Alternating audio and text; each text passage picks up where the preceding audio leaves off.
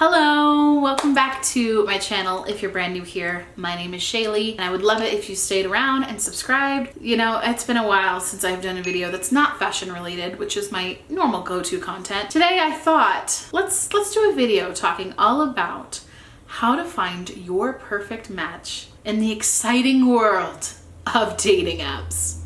Are dating apps really that exciting?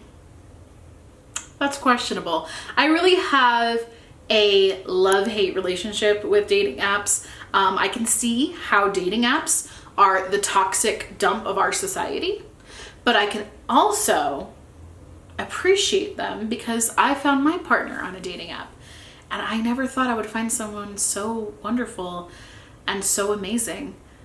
But I think I've learned some things along the way. I'm no expert in this field at all, but we're going to talk about some of the things that I feel really contributed to me finding an amazing partner through dating apps. No matter who you are or where you are on this dating journey, I hope that this guide is helpful for you guys. First thing first, before you even create a dating profile, or if you have a profile right now that's already created, before you continue this, you really got to work on yourself. People don't want to do that. It doesn't sound as appealing as going on dates with people, you know, doing the healing inner work, doing the self-reflection, figuring out what was my role and how my last relationship or marriage in my case ended, and how can I make sure that I don't carry that same role into my next relationship.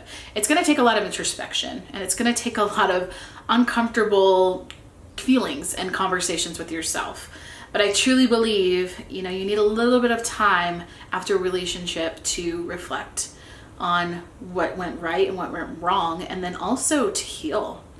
You know, it takes time to get over somebody and to work through those emotions. And for me, I was so worried that I was going to choose partners like the ones I had chosen in the past who really weren't a great fit for me.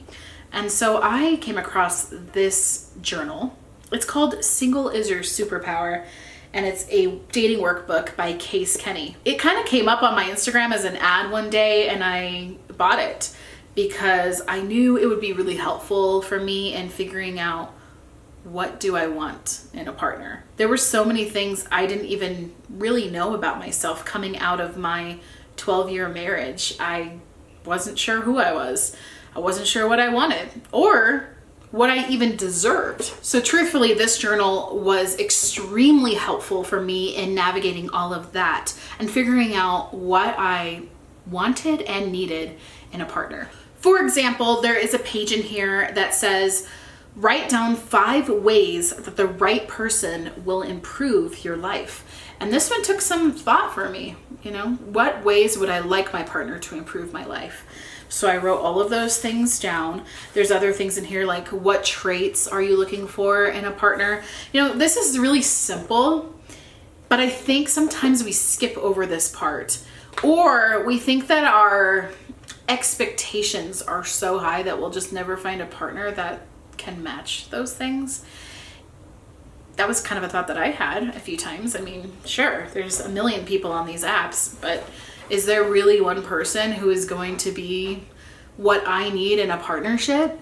The answer is yes. Never, ever, ever settle. I'm so grateful that I did this journal because I do think it helped me a lot in figuring out what I wanted before I even started the apps. And even if you don't get this journal, just pulling up your notes in your phone and starting to write down characteristics that you need from a partner or that you desire in a partner, just as you're like thinking about them. Yeah, maybe you're like driving one day and you're like, I really want a man who can drive well. Well, pull over so you don't get in a car accident and write in your notes, a man who drives well. When you think of little things in your head, write them down. And sometimes you don't really know what you're looking for until you do a little bit of trial and error and you start going on dates with people and you start realizing like, I don't like those characteristics in people and I love those. And there might even be some things where you're like, I don't like that in people, but then you meet somebody who has it and then you realize, you know what?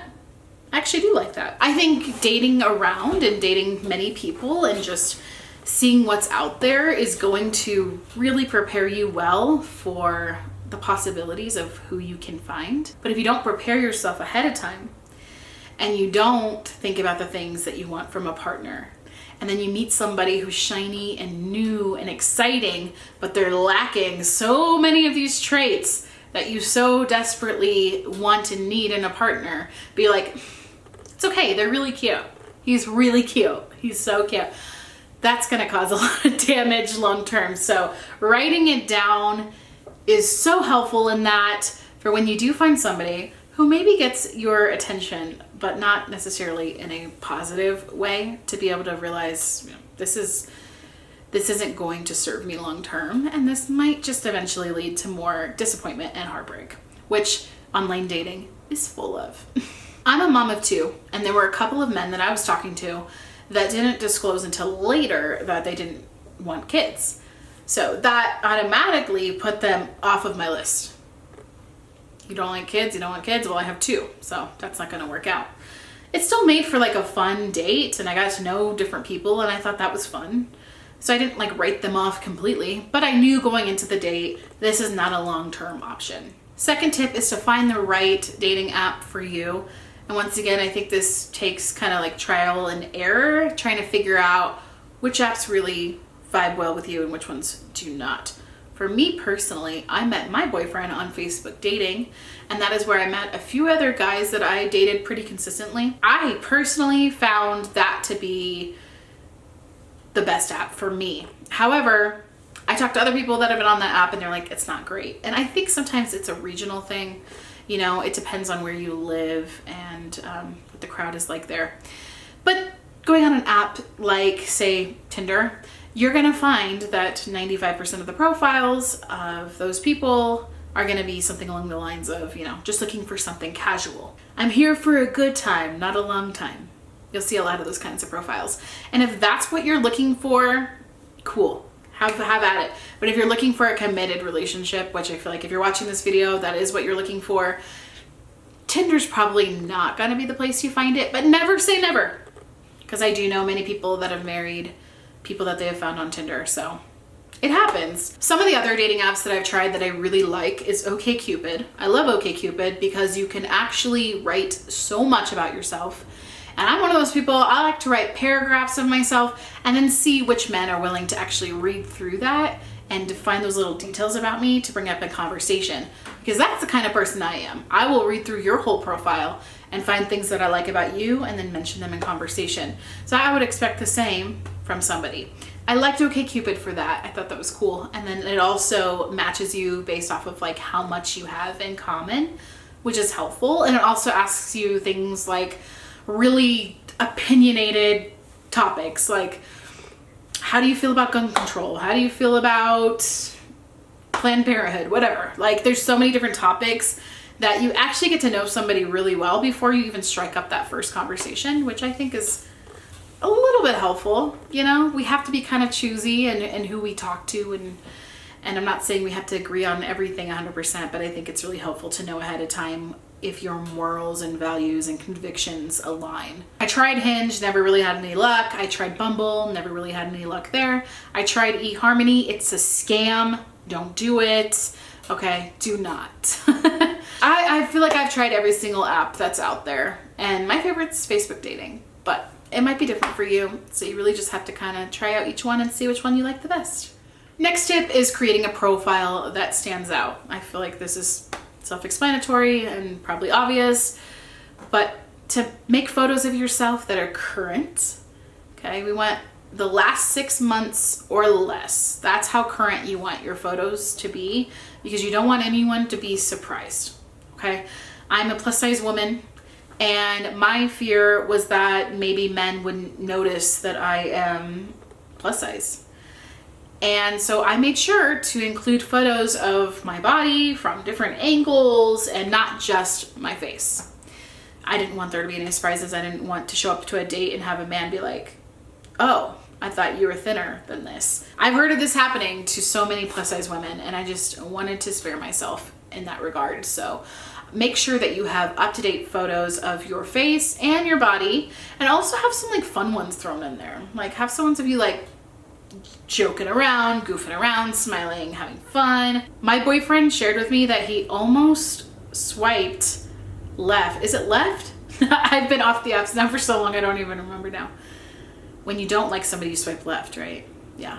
So he almost swiped left on me because my photos were all really high quality because I just used my camera for all of my pictures. And so he was like, I thought that you were a fake person. So maybe throw in some like cell phone selfies in there too, just so people know that you're real. Don't show pictures of your children, especially to all the women watching this. Do not include photos of your children. That's a surefire way to get somebody attracted to your profile that's not in it for the right reasons and doesn't have pure intentions. And I'm just really paranoid about those kinds of things, and you should be too, because our children's protection is number one. Even in the first conversations when it comes to kids, keep it so like broad. Don't tell them details about your kids. You don't even need to necessarily share their ages or names until later on as you're getting to know somebody. You could have in your profile that you're a mom if you are, or that you're a dad, but refrain from showing pictures of your kids. I feel like that is just so dangerous. So now that you've created your profile and you're having other profiles come in and you're starting to get likes and whatnot, now it's your turn to go through other people's profiles. Be selective about this. Do not just swipe right on every single person that you come across just because they're interested in you. That's going to be a lot of people that you're going to have to manage. You're going to have direct messages with these people and try to keep all their facts straight. And trust me, it's a lot. In the beginning, I was like, oh, this is fun. There's so many options out there. Look at all these guys. I could go on a date with this guy or this guy or this guy or this guy. And then it gets really overwhelming. And 3/4 of those people I would never ever even think to go on a date with if I actually took the time to get to know them deeper. So be really selective, be very picky during this process. Look through their profile. If their profile says don't want kids and you have kids, that's a swipe. Just do it. Don't just swipe left on profiles of men who are attractive. There's so many more other qualities out there that we are looking for and that we need in a partner that far exceed the physical.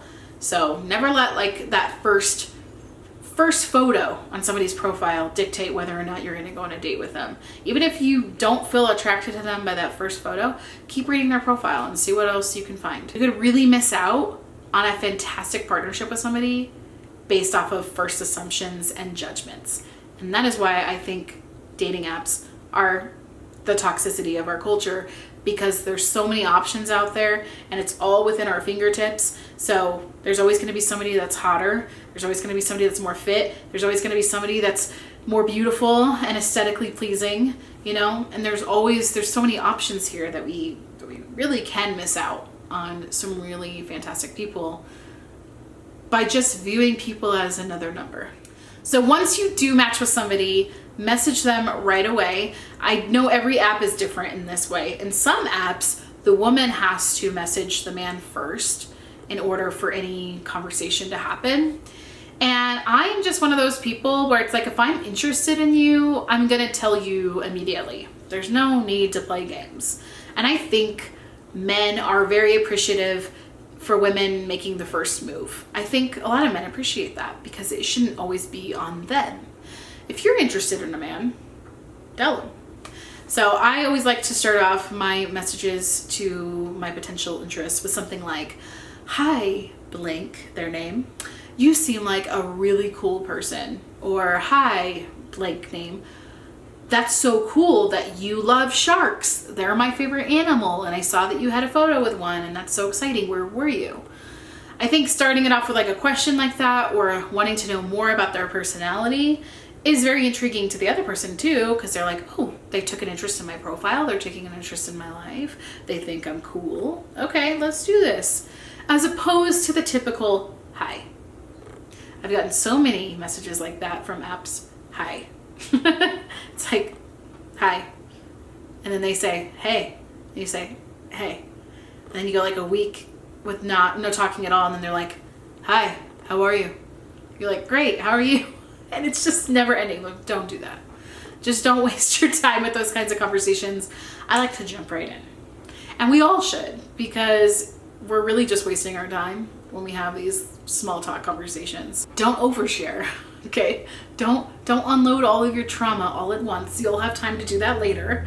Right now we're just filling out the waters. We're testing out people. We're seeing how people are. You know, somebody might seem really cool from their profile, but once you start talking to them, you're like, I don't know. But ultimately, you're not gonna really get the full vibe of somebody until you are meeting in person or on FaceTime. So something that I like to do when I decided, you know, I'm on these apps to meet the love of my life. I'm on these apps to find a soul partner. I'm on these apps to find somebody that I'm going to be with long term. Once I established that within myself and wasn't going to settle for less, that's when I started looking for other people who wanted the exact same thing.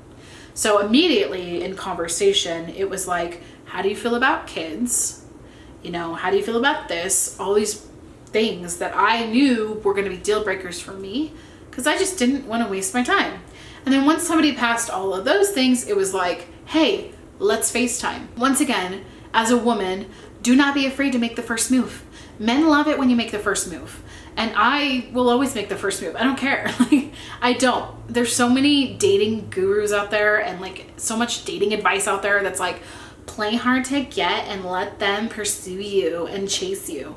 And I just don't agree with that, because I think once again, you could really miss out on somebody great by playing games. And I think that's just, it's dumb for me personally. So with my boyfriend, I was like, hey, let's FaceTime.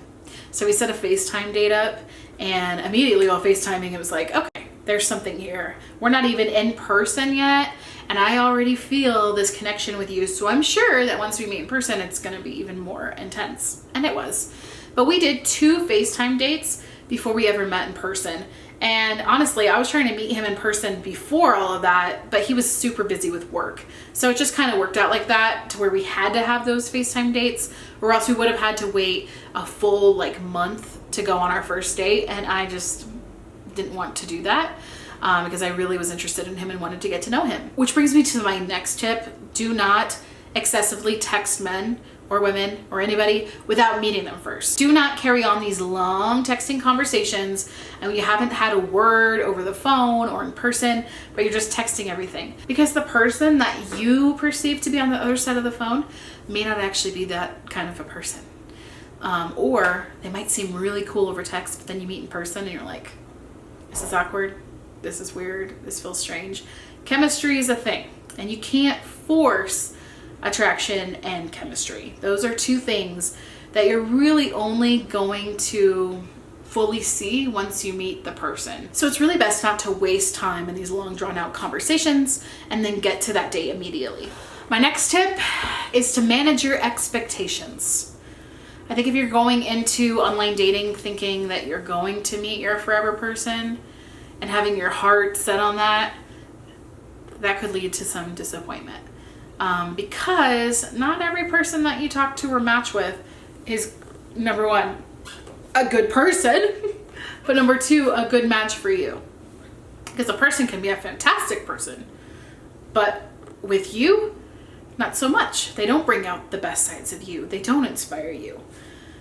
So I think if you go into it just being like, oh, I have to find somebody, I have to find somebody, I have to find this person, I have to find who I'm going to spend the rest of my life with, that's a lot of pressure to put on yourself, and it takes away the fun of getting to know somebody, the excitement of that, and makes it more of like a performance-based thing. And I think with most things in life, once things become about performance, then there's just stress and anxiety about it. So if you can manage your expectations and go into it thinking to yourself, I'm going to have fun, I'm gonna get to know people, I'm gonna be honest, I'm gonna be authentic, I'm gonna be me, I'm not going to hold myself back, I'm going to show this person who I am and what I stand for, and if they like me, great. If they don't, great, because I like me above all, and that's what matters. I think when you can get to that kind of mindset, it makes online dating a lot easier, because to be honest, when I first started doing online dating, I think I was in a little bit more of like a desperate mindset, which really I found out later was just kind of me being in my like people pleasing side of just like, oh, can I get this person to like me? I'm gonna pour myself to them and love them and show them how much I care about them, and in return they will love me back. But no, it doesn't work like that.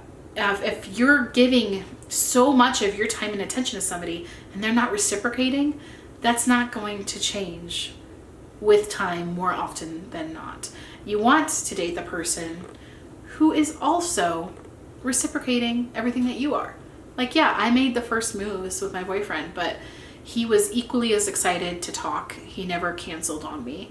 He made sure to prioritize our meetings and our dates, and he still does. And those are qualities that you really need in somebody, is that dependability and that reliance. This is easier said than done, but don't get discouraged if something doesn't work out. Because every single person that you go on a date with and every single dating experience that you have, you're going to learn more about yourself. So if you look at it as ultimately like, this is for me, and this is an exciting thing for me, I might find a forever partner out of this, and that would be exciting. But ultimately, I'm doing this to learn more about myself, to meet new people, and to have new experiences. Then online dating is a lot more fun. My next tip is to make sure that you make safety a priority. Share your location with your friends, with your family, with anybody who knows that you're going on a date. If somebody seems kind of suspicious, maybe don't go on a date with them. Because here's the thing, I think we're all very highly intuitive people. I think we were born to be intuitive. We have this God-given ability to assess situations and to understand if it's safe or not. But I think a lot of us have learned to like push that aside and be like, no, that's negativity, or whatever. We'll find some kind of excuse to push our intuition away and be like, no, he's probably not like that. I'm just making judgments about the person and I don't really know them. But I found that I'm mostly always correct when it comes to my first judgments of somebody or something. And that includes online interactions. Guys that I've gone on dates with and I'm like, I don't know about this guy, but he's cute, so I'll meet him.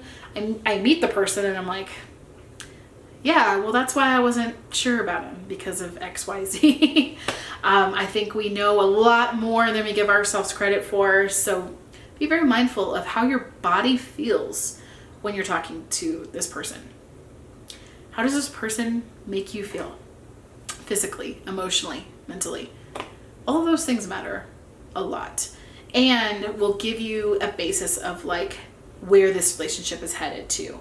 Because if they make you uncomfortable or they make you nervous, or there's just, you find yourself watering yourself down or changing parts of your personality so that you'll be more likable, those are all warning signs that this is not a relationship that's healthy.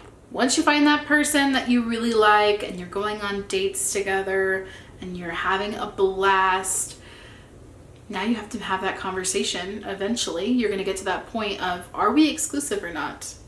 This is something I didn't know existed when I started dating, because I hadn't dated since I was 18 years old, and the dating culture has kind of changed a little bit.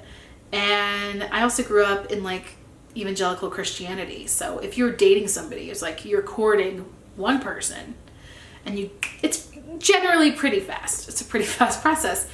But dating outside of evangelical Christianity, I've realized it's very different. I mean, oftentimes we're dating more than one person at a time to try to like see what all is out there. And actually, I recommend that. I recommend to like go on dates with all kinds of different people, because like I said before, it really helps you figure out what you want and need in a partner. And so, we're going on dates with all these people, but we're not having these conversations of like, what are we? Or you might not feel comfortable with somebody going on other dates with other people when they're supposed to be dating you. That's a conversation you need to have with that person, because everyone kind of has different expectations and realities for what they're looking for in a relationship and what monogamy is and all of those things. So communication is really important. As you get to know that person, you're going to get a better idea of, is this person a good fit for me or not? And I think pretty early on, if you realize this person's not a good fit for me, you just need to end it. I know it sucks because you're like, I found somebody that's really cool and somebody I like a lot, But dragging on these really long relationships with people that really don't deserve our time and energy, you know, maybe they aren't respecting your time or your boundaries, or maybe they're a terrible listener, or they're late to every single date, or they've offended you and they haven't apologized. Any of these things are red flags that you should definitely think about and consider. And nobody is perfect, okay? You're never going to find somebody that is 100% of the things in your journals and your lists and everything like that. Or maybe they do certain things that annoy you or whatever. Nobody's perfect, but you know what you're looking for at this point. You know what you want. You know that you'd rather prefer your own company to somebody that's a bad fit for you. So don't settle anymore. Like, women don't have to settle anymore, which is really freeing and exciting, because for so long women had to rely on men in society to function and thrive, and we had to put up with mediocre relationships, and we didn't really get a choice on the kinds of men that we were with. Not always. And now we have that opportunity and that desire to, which is why so many women would rather remain single than go on dating apps. And it makes perfect sense to me, because it's a lot. It's a lot of time and energy. You really are dedicating a lot of your time to finding somebody. You know, say like you're going on dates on the weekends. Well, you work during the week, so your only free times are weekends. You're choosing to spend your day off to go on a date with somebody. You know, that's a big investment. So you have to be really patient with it and be consistent, you know? If you need to go on some breaks from dating for a bit for your own mental health, do it. Always encourage something like that, because that's really important. But if you're looking for a partner, don't let a few bad experiences from these apps get you down and make you feel like you're never going to find somebody. When I met my boyfriend, I was pretty much at the end of the online dating ropes. I felt really tired because I had met a lot of people and I felt like poured a lot of myself into people, and nobody really could like appreciate what I had to offer. But I decided to keep going a little bit longer, and I'm so glad that I did, because I would have never met him. Which, by the way, I have a whole episode on my channel talking about him and our relationship. If you haven't seen that yet, you can go back to my later videos. When I was dating and going through all of this, I was watching every single YouTube video I could find about dating. Like, I was watching all the dating coaches and trying to just gain as much knowledge as I could about it, because I wanted to do things right. And I came across this dating coach named Elliot Scott, and he had the best advice that I now have on a sticky note on my computer upstairs in my room.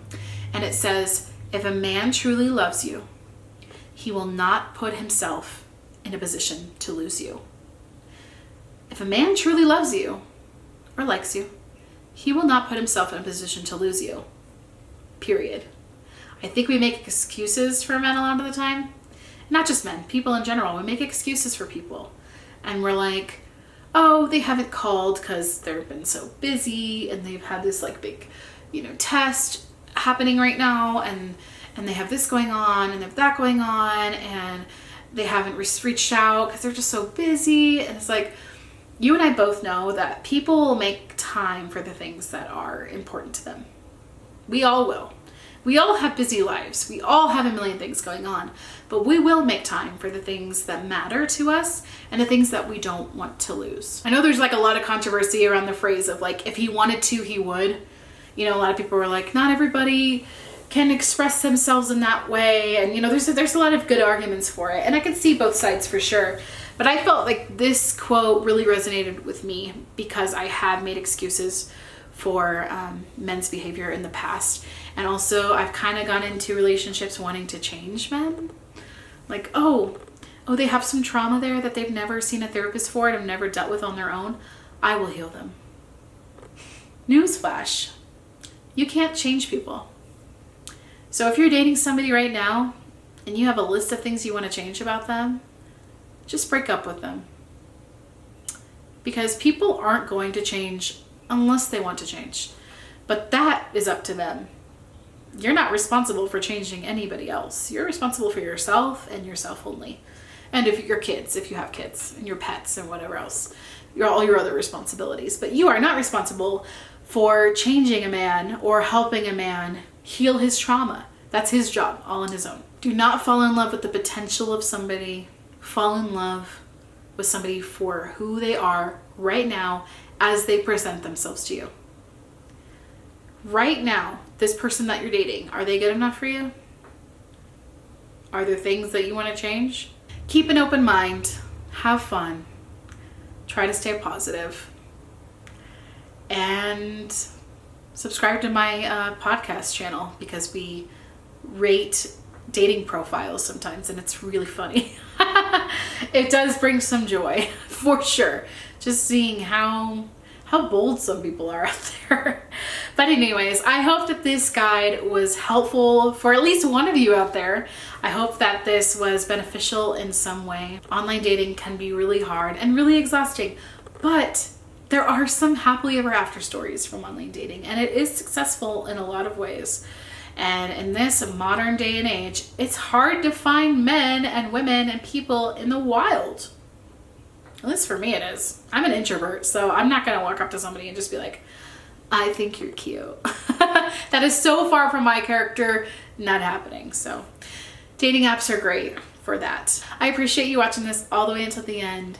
If you have any tips yourself, please leave them down below in the comments for the other people that are watching this. And let me know if you have met your partner through an app. Tell us your success story. We want to hear it. Write it down below in the comments. I will see you in my next video. Bye guys.